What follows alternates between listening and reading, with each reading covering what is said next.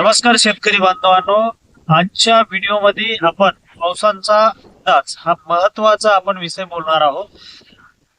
आज 22 ऑगस्ट 2026 महाराष्ट्रातील अनेक भागामध्ये ढसाळ वातावरण राहण्याची शक्यता आहे असून काही ठिकाणी हलक्या आणि मध्यम सरी पाऊ पडू शकतात। विशेष विदर्भ आणि मराठवाड्यामध्ये सध्याची पावसाची परिस्थिती अशी आहे।